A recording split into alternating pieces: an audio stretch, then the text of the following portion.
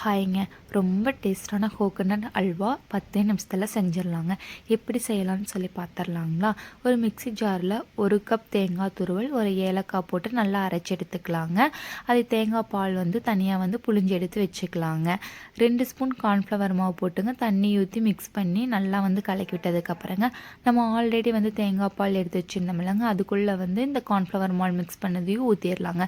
நல்லா மிக்ஸ் பண்ணி விட்டு எடுத்து வச்சுக்கலாங்க. ஒரு கடாயில் 1 ஸ்பூன் நெய் ஆட் பண்ணிவிட்டுங்க, முந்திரி பருப்பு போட்டுங்க நல்லா வறுத்தெடுத்துக்கலாங்க.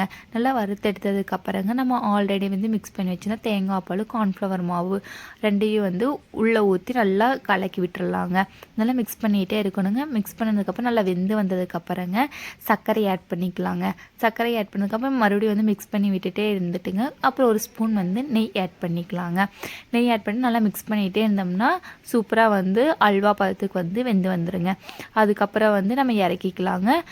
உண்மையிலுமே இந்த அல்வா டேஸ்ட் சூப்பராக இருந்துச்சுங்க. நீங்களும் ட்ரை பண்ணி பாருங்கள்.